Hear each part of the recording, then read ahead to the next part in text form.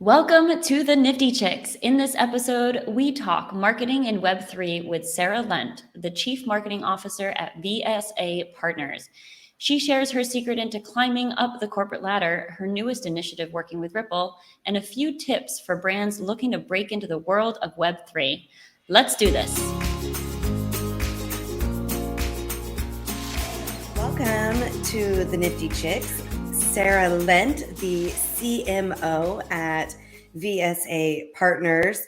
We are super excited to have you here with us today. You've got quite an extensive background with over 20 years experience in branding and digital innovation. So tell us just a little bit about your background and how you got started and what led you into NFTs. Oh, that's quite a journey. 20 years in the making. But yeah, I mean, I grew up in the Silicon Valley here in the Bay Area, and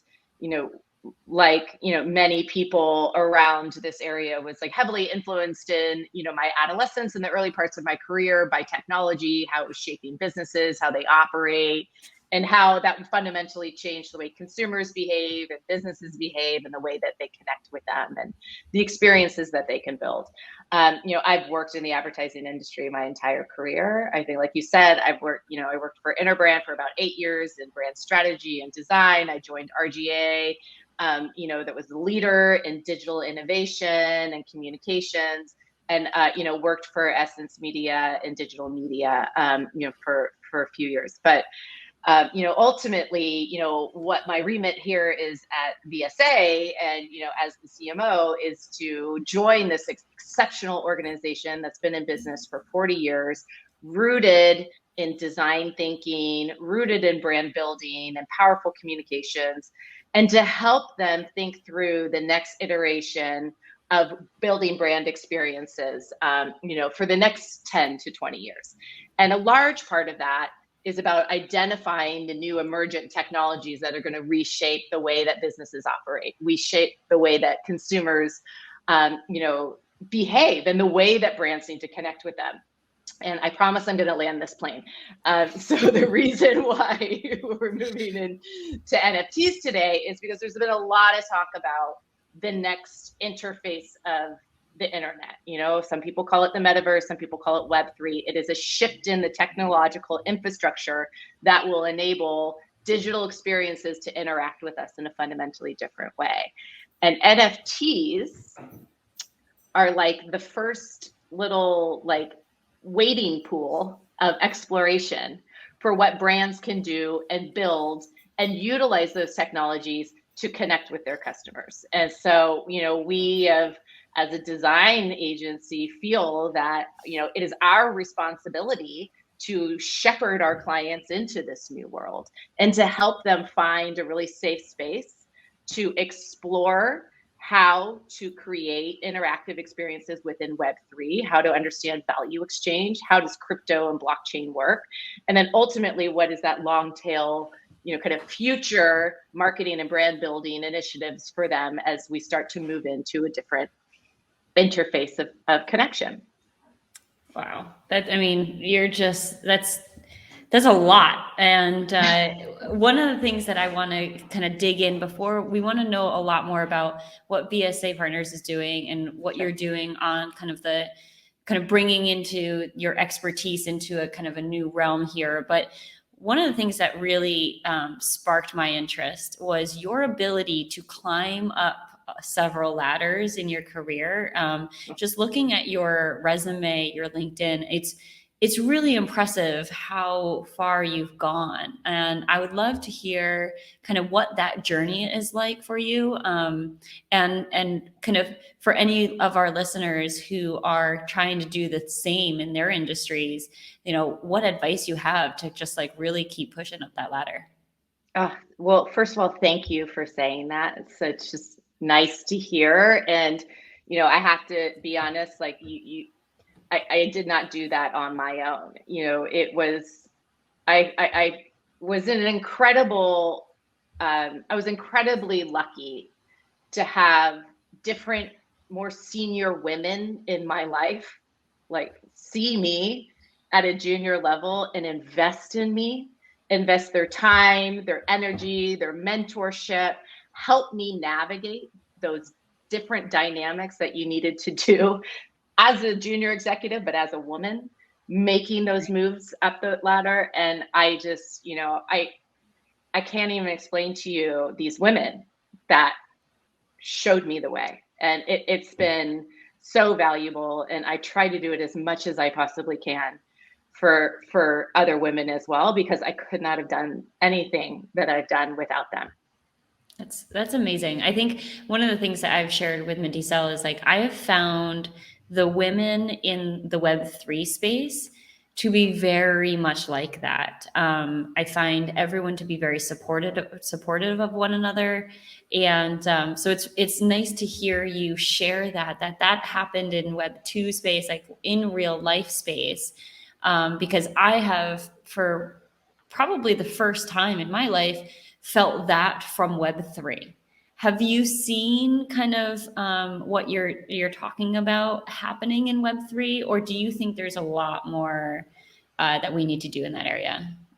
So I hear what you're saying, and I think the reason why you're seeing so much of that happening in Web3 is because it's an unknown, uncharted territory. And I think, to be honest, it's quite risky for people to jump into the unknown and to advise clients on what to do, to try things out, to fail, to learn from those failures, and then, to continue to pursue what is the future vision, but that knowing that you're going to stumble along the way. And, I have seen a lot of men do that and have a lot of freedom to do that. Whereas I think, especially women of my generation, we're a little bit more, I have to prove it and then I'm going to try it. I'm going to make sure that it's going to be successful before I take that big risk or that big leap. And so I think in Web 2, I learned some lessons by not taking those risks, maybe getting left behind a bit. And I just like the amazing women that I had in my life, I've had incredible male colleagues that have shown me to be bolder, have shown me to take those risks and to make it meaningful. And so, now as I'm moving into Web3, everybody is open to a conversation about it. Everybody is open to sharing ideas. Men, women, like an older generation, younger generation, we're all working together to define it. And, throughout that 20-year history, I've got great connections with so many brilliant people of all walks of life and ages. And so I find that I'm constantly talking to everybody because, we're always learning and we're always changing. We're always making risks. I'm finding out about other people's failures and the lessons that they learned from that. I'm sharing mine. And I think that collaborative nature is really coming to life in a really meaningful way with Web3 and maybe even a more inclusive way. I love that. I love that so much. And it's so funny because I feel like we were just having this conversation yesterday with another guest. I feel like everybody that we've been speaking with lately is saying the same thing about how they feel that this space is now so collaborative, and it doesn't have to be just female, male. It's like you just said, it's everybody. I wanted to ask you, I want to know a little bit more about the collaboration that you guys are doing with Ripple and how that came to be and what's going on there. Because like Ripple's been, a big name in the space for a long time. And I think it sounds very interesting. So please tell us more. Absolutely. Ripple is awesome. They're such a great company, just really great culture. What they're building is incredibly inclusive. And, I think probably, let's say a year ago, rewind time, there was a lot of talk about crypto. There was a lot of talk about blockchain and Web3. There was some crazy spikes in the market. There was brands that were making big splashes. And, I guess for me, I was looking at this space, knowing that we needed to move into it, but wanting to make sure that we did it responsibly on behalf of our clients. And so I always saw Ripple as this like sleeping giant, like the tortoise and the hare. They're like the slow and steady blockchain and crypto company that like invests in things that matter. They invest it responsibly. Carbon neutrality is a core component of their, of their technology and their organization. They were not going to move into market and have a significant impact on the planet the way that you saw a variety of other crypto and mining companies doing so. And so it's almost like, they're the ones that are going to win out in the end because they're doing it right today. And that's just my personal opinion. I think they're a great company. And so last summer, when we were starting to explore various different partnerships, when Ripple approached us with this platform, of them trying to integrate NFT transactions on their XRP ledger, and they were looking for creative partners to help them think through the brands that could come to that ledger, the utility NFTs could provide for them, and the branded experience and design principles that could drive community and engagement. I jumped at the chance to really flesh out what a partnership could look like with them, because VSA, and myself included, we're marketers. We're a design agency. Having a technical expert and a partner like Ripple is so valuable to us because we understand the technology and the infrastructure that is now behind it. And we're shepherding our clients into this world in a very informed way with that partnership. And so through those conversations, Ripple, decided to build and invest in a creators fund. And they launched a $250 million creators fund that would invite artists and creators and brands alike to access that fund for the sole exploration of the functional value that NFTs could provide for them. And with the conversations that we had with Ripple, VSA was, launched with that fund as the premier creative partner to help those brands to do so. So it's been quite a journey. The ledger is about to go live, I guess next week. So it's exciting. It's super exciting. And so you'll see some of the first programs starting to come out, moving towards the end of the year and really flourishing into 2023. That's a big job you have, and VSA. So when I think of Ripple, unfortunately, I'm not in the thick of it. And it's not good things that come to mind, because even with the most incredible companies, the one bad decision that they make is the thing that's going to be spread out across the world, across every news segment. So how are you going to what is your approach when you've got some bad PR on the company, you've just partnered with them, you're really in charge to help them kind of reshape the image that Ripple has with the crypto community? What are some things that you're thinking about to really kind of get that into the right direction? Well, I want to be clear, Ripple, we don't work on Ripple's brand. That's not our partnership and relationship with them. We're about bringing brands into the Creators Fund to help build and explore NFTs. And I think very much to your point, there is speed bumps that can occur along the way. And I think those brands that win out in the long term, and where I see Ripple going, is that they will weather the speed bump for the long-term success of the category overall, and for what is institutionalized across an emerging industry such as blockchain and crypto. So the arguments that they're working through right now are very significant. As we know, this industry is not regulated yet. And so they are working, through, governments, the SEC, et cetera, to hopefully relatively soon regulate this industry so that every single operator within the industry knows the swim lanes that they operate in. I don't know any crypto provider that doesn't want regulations, because they just need to know what the rules of engagement are. Once those are in place, the industry will be able to, I believe, flourish and become what it truly is meant to be, rather than just these huge spikes that you're seeing because it's creating popularity and community engagement and buzz and, and downturns and, all of those things. I think, there's there's a way that society is built, and capitalism, is deployed inside of that society, and regulations are a part of it. So we're looking forward to hearing what those are going to be. And I think the long tail success of Ripple will be very clear moving forward.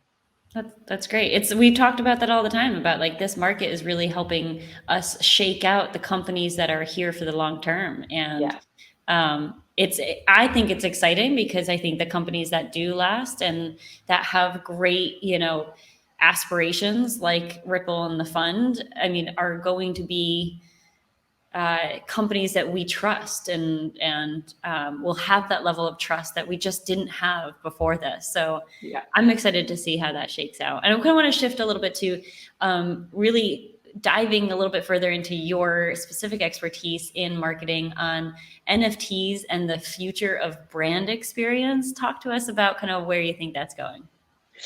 Such a good question. So I think, to be able to answer that, I'd love to just kind of rewind back in time and really start to talk about Web 2 and what we were seeing at this moment in time, and then ultimately how that flourished. So, like I said, I've worked in advertising and brand and design my whole career. I was there in the moment where the iPhone launched and there was a world that was about to come crashing upon us that most marketers were not aware of. Right? They were still investing in advertising and media and deploying one large message to the billions, hopefully being able to connect with customers in a meaningful way. With the iPhone launch and with the integration of smart tablets, there was, the flourishing mobile app economy that transformed the way that marketers and brands connected with audiences. No longer did they have to have one message to communicate to the masses.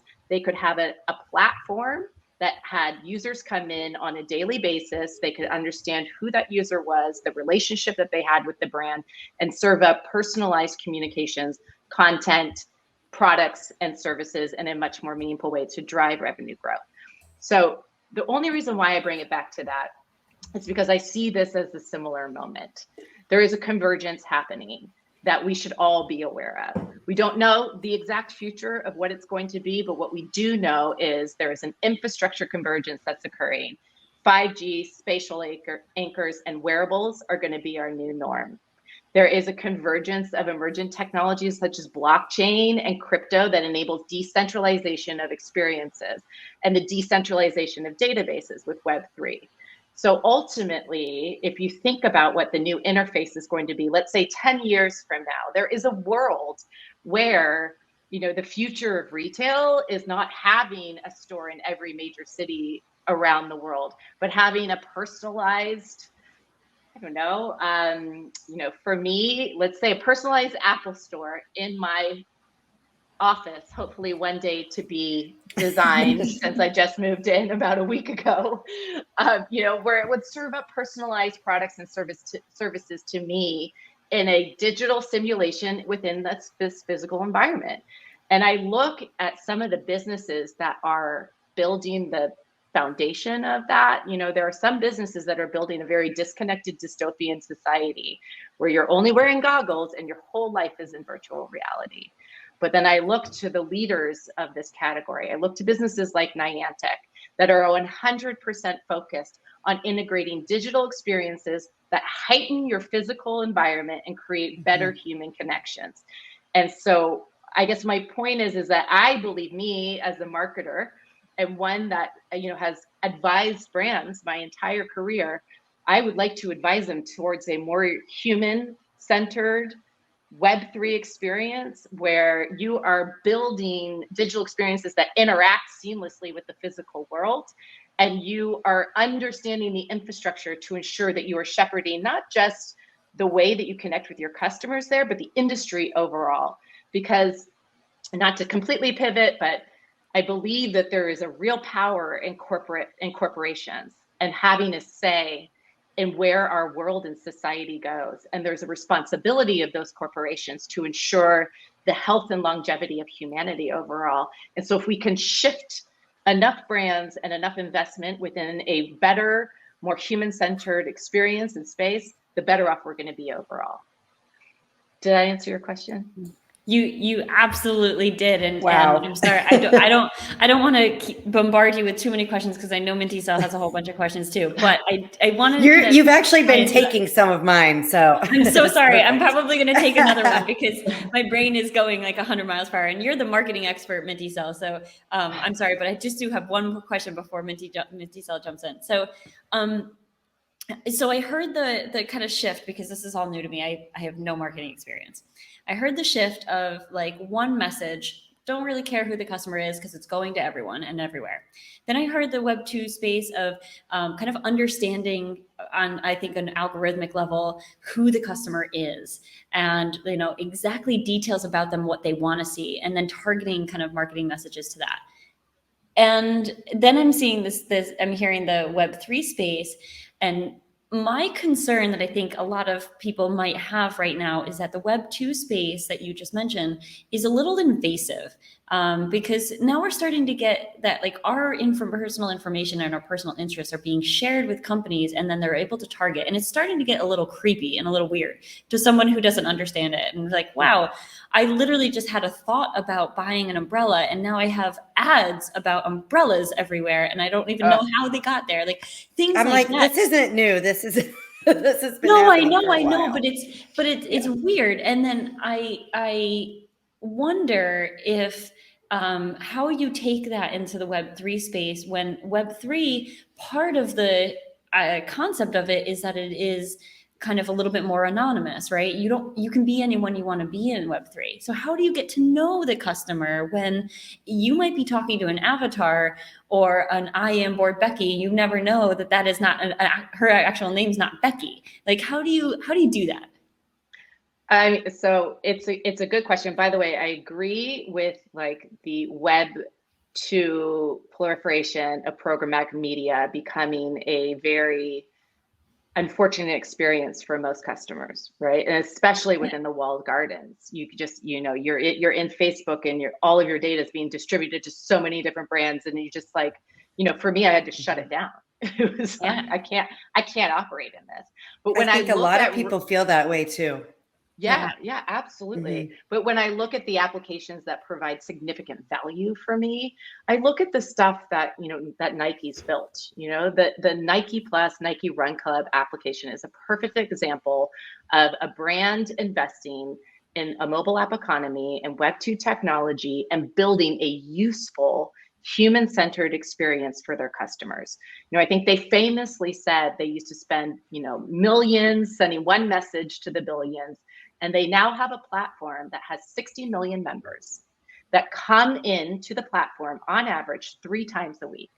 And they know who they are, and they're really building really meaningful running suggestions, knowing how often that you run when you track it, if you need new shoes or if you're looking for new running shorts because you're traveling to a hot city, you're going to Miami for work. They know that information, and they make it really, really personal and valuable.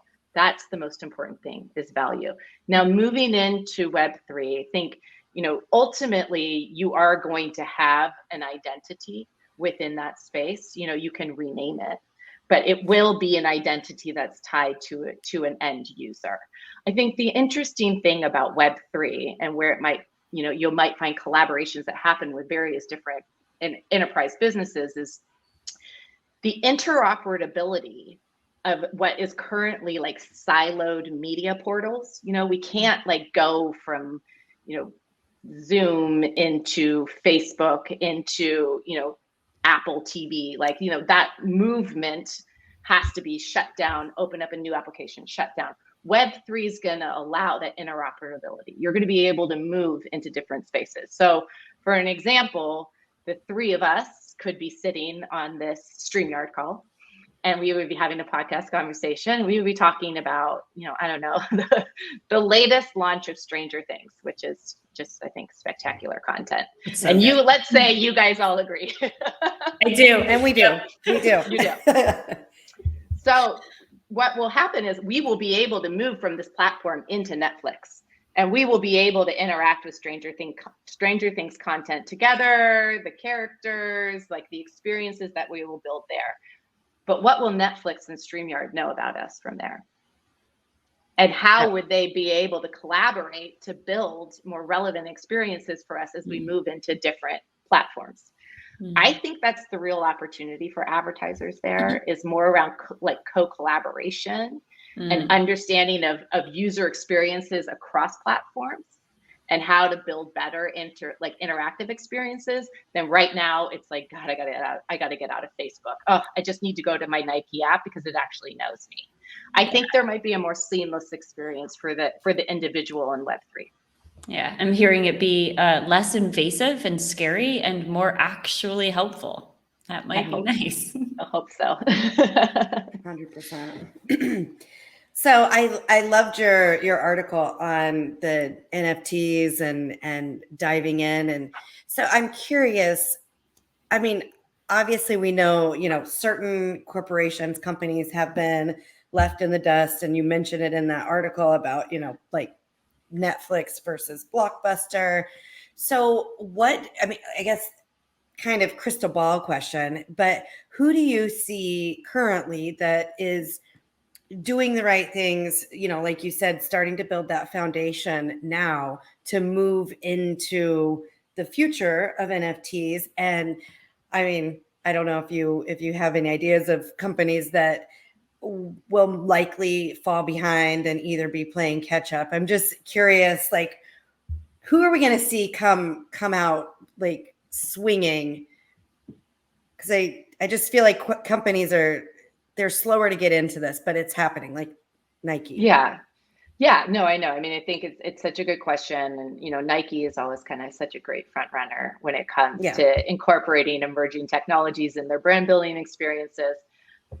But if I could get just a little bit more boring for a second, where I see the significant value of NFTs is really where it drives down to like an unbelievable game-changing utility for humanity.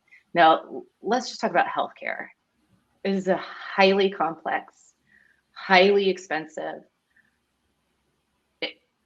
almost soul-crushing experience for a patient to go through, and it is, it's just a real challenge, and the systems don't talk to each other, and your doctors, own the patient, and it's like, through blockchain technology and NFTs, there is a future where all patient data is owned by the patient and is accessible through an NFT.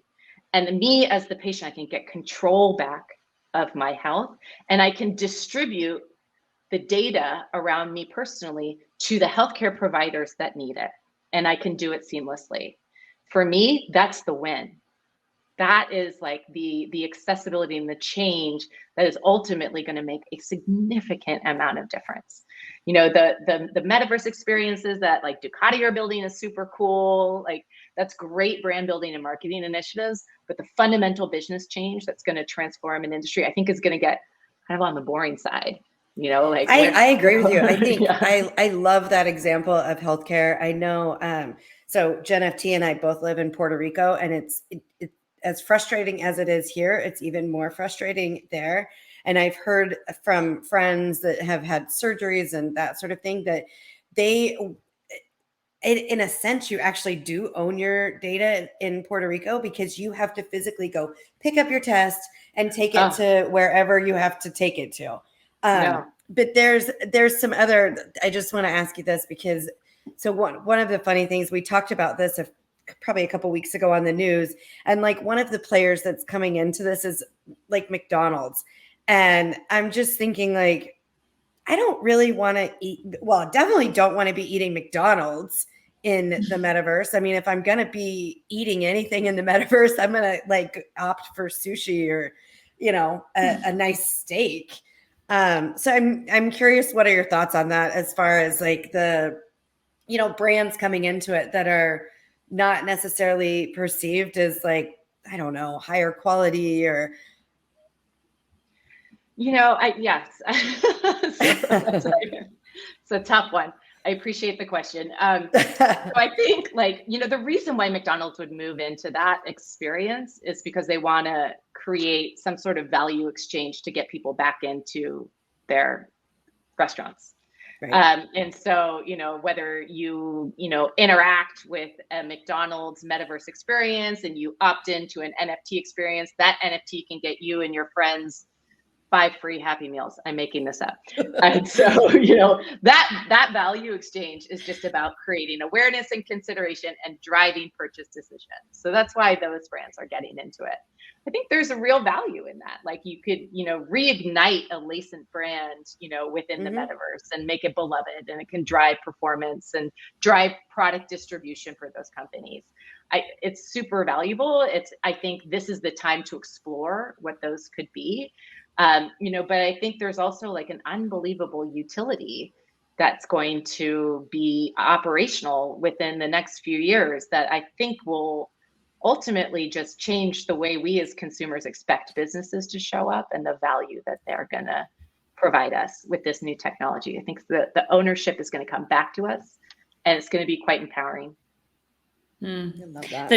I'm all about that. There are some people that I'm thinking, oh my gosh, if you own your own medical records, they're going to be lost. You're going to get locked out. You're going to never get them again. I'm like, there are some people in the world that I'm like, I don't think this is for them. But I think it's going to be a learning curve for you have to give a power of attorney to somebody else. Yes, yes. It's going to be the most important document we have now. Yeah. So I have a little off topic question is just realistically, bluntly, do you own any NFTs? So I have turned my dog into an NFT. My partner did that for me this Christmas. No, nice. Yes, because as I was working through this partnership with Ripple and I was developing the report, that was towards the end of last year, and he kind of watched me go down into a rabbit hole, and I was all I could think about. Like talk about. I was working. Know that feeling. We know that feeling. Yeah. Yeah. And so he was like, what am I going to get her for Christmas? Well, what's her favorite thing in the world? My dog. I have a picture. We know that feeling too. Yeah, it's like, and then, oh, that's such a good. And then he turned him into an immortalized NFT to live on the blockchain forever. However, anything that I've done, moving forward has been pursuit of our business. I don't want to kind of compromise those things. So I figured my dog was, a little bit, outside of the realm of what BSA can achieve. That's perfect. A reasonable answer. I was just curious if there are any, like if you're like super in the thick of it and buying NFTs and then what you look for in an NFT project. But it sounds like utility is going to be pretty important to you when you do go into that. Yeah. It is. Cool. Yeah. Very cool. Awesome. Well, this has been so amazing chatting with you. I would like you to share with the audience what is the best way to connect with you, like which platform. Oh, well, please, and thank you so much for having me. It's been lovely chatting with you as well. I would say that you can find me on LinkedIn, Sarah Lent, spelled with an H. And, if you have any questions, you can also find me on the VSA website, and you can reach out to our email address there. And me and my team, we get every single email that goes through the website. So please don't hesitate to reach out. And that's vsapartners.com. That's correct. vsapartners.com. And we will have all those links in the show notes. So if you just go to the show notes, you'll be able to just click a link and you'll be there. Great. Awesome. Well, thank you, Sarah. It's been amazing. Thank you very much for having me. It's been great. Oh my gosh, NFT. I loved that conversation. She is amazing. I mean, I feel like we say this about all of our guests, but truly, we do have pretty amazing guests. Yeah. I know. I just love. True. Yeah. She, I knew the two of you, the marketing aspect, it's all new to me. And so these are all things that I've never really thought about. And I don't think I'd want to be in marketing. That's a lot to think about and to, analyze and to then digest into something that's productive. It really is. And what's funny is all the stuff that she was talking about is like the stuff I love about marketing. So it was really cool for me to talk with her. It's amazing what they're doing over there. it's really, I just can't wait to see what is next in marketing with NFTs. And like she, kept talking about with utility. And I just feel like the sky's the limit with what businesses and marketers can come up with and bring to customers. So Yeah, I think the future is going to be very exciting. Yeah, for sure. Yeah. So just want to say, thanks for listening, and make sure that you are following us on all the socials. That's where we share whenever we have new shows, and we share the news, and we share, funny things that we find, That's right. That's right. And as always, thank you so much for listening to the Nifty Chicks. Always remember, invest in yourself because you are worth it.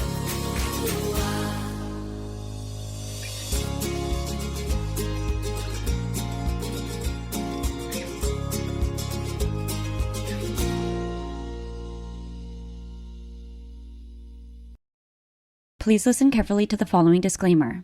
Neither the host nor the guests of the Nifty Chicks podcast are acting in the capacity of financial advisors. We wish to remain transparent and impartial to the NFT community at all times, and therefore, the content provided by the Nifty Chicks hosts and guests are intended for general information purposes only. Nothing written or discussed by the Nifty Chicks hosts and guests should be construed or relied upon as investment, financial, legal, regulatory, accounting, tax, or similar advice. Nothing should be interpreted as a solicitation to invest in any cryptocurrency or NFT, and nothing herein should be construed as a recommendation to engage in any investment strategy or transaction. Please be advised that it is in your own best interest to consult with investment, legal, tax, or similar professionals regarding any specific situation and any prospective transaction decisions. You must do your own research when considering investing in cryptocurrencies or NFTs. We are simply sharing our journey with you as we learn more about the world of NFTs. Happy minting. True. Oh my gosh, it was so funny. Was that your mother who walked by? Yes. I was like, it was so good. I maintained my composure. I know. I'm surprised I did. I was like, hi, Mom. I can't wait to show her this video. I was going to so badly be like, wait, stop. Mom, I know. is that you? But I knew she couldn't hear you because you have your AirPods on. Yeah. So finally, I'm like, okay, I mute. And I'm like, Mom, I'm recording. She knew too. I don't know. That was really funny. That was so good.